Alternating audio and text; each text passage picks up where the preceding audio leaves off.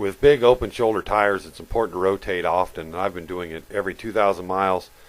When I've got it up in the air and on jack stands, I wiggle it back and forth to check the steering and tie rod ends. And then I'll put a bar underneath and lift up and down. And this time, a little up and down movement showed up, a little clunk clunk. You can see it here in the ball joints. So we're going to have to replace those. We'll have to buzz the tire off and remove the brakes. We'll start with a caliper. That's 2 bolts from behind.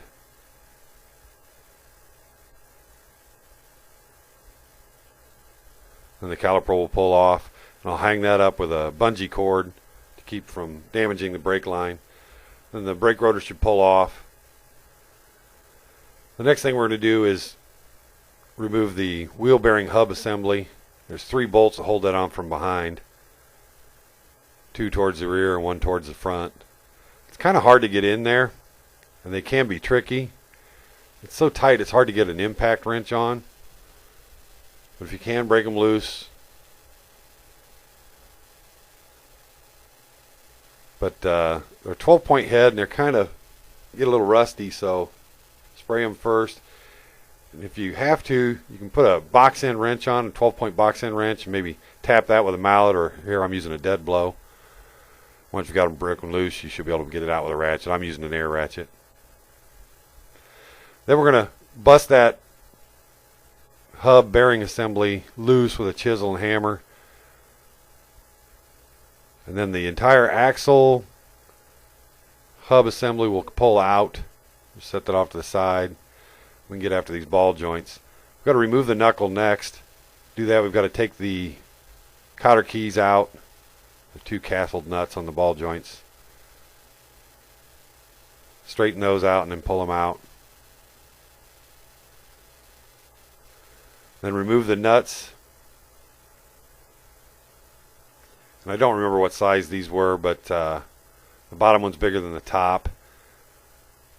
And the new, I do remember my new ball joints had different size nuts, so I don't know that giving you that information would help anyway. That was a 22 millimeter, if I remember right, on the top.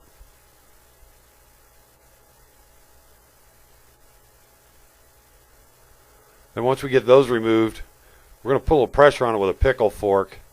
These are like 10 bucks at the parts store or Harbor Freight. You're going to tap that in between the knuckle and the housing, putting pressure on the ball joint, and then tap the other taper, and it should fall out. We can set that off to the side, and you don't have to remove the tie rod or steering stuff from it. Then we're going to get our ball joint removal press. You can borrow this from an auto parts store or buy one over Harbor Freight for 80 bucks. There's a bunch of different sleeves and pucks and a big C-clamp for putting pressure on the ball joints.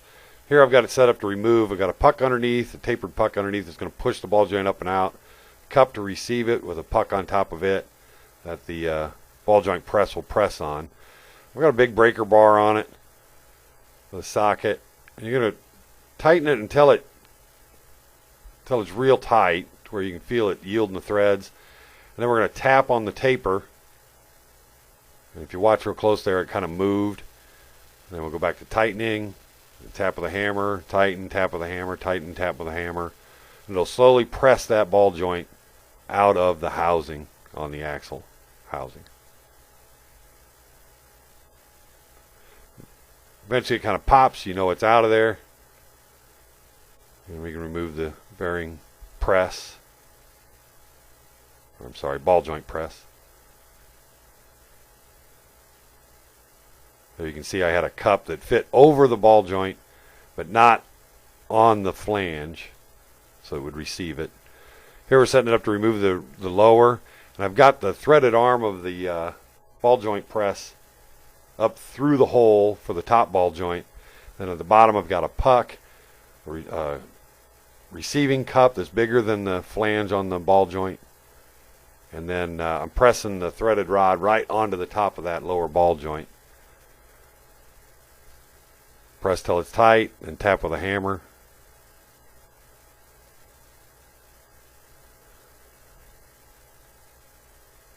And eventually it pops out. And this one was bad. It's got some play in it. And it's not terrible. It's not falling apart. It just showed up this tire rotate, but might as well get on top of it. Here we're doing the top. I've got a short cup on top that's pressing right on the top of the ball joint. Then a receiving cup on the bottom with a puck for it. Tighten, tighten, tap, tap. And you have to do it until that flange is right up against the housing.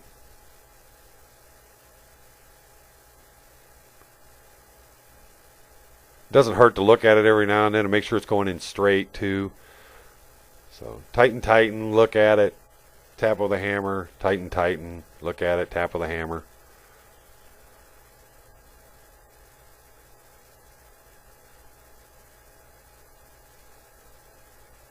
All the way until that flange is tight against the housing.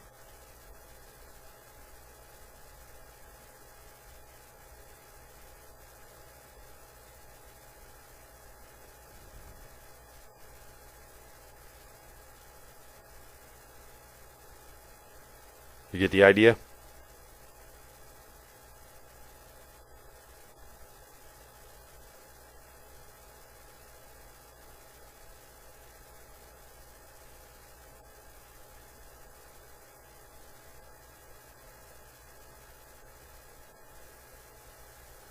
Then we reinstall the knuckle.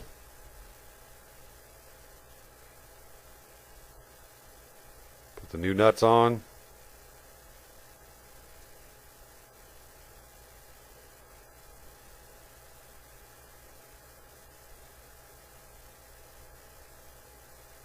We'll tighten those up and torque them down. The top one is 75 foot-pounds, and the bottom one's 80.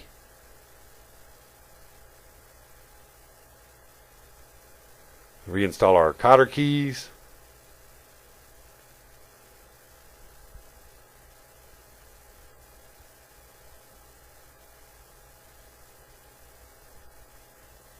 Put our grease zerk in the top.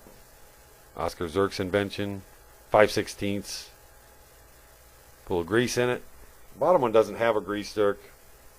Then we can reinstall the axle hub assembly.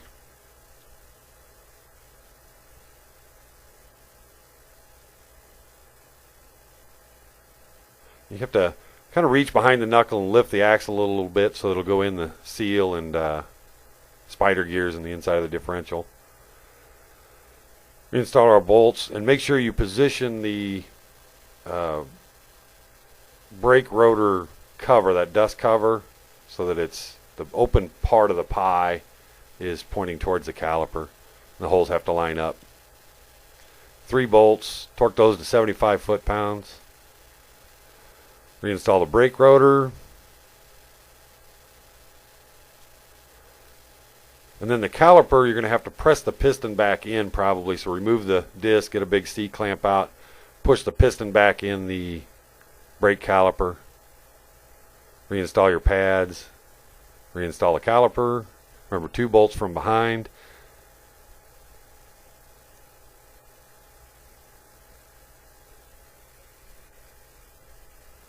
And put your wheel on and torque it down. You're done.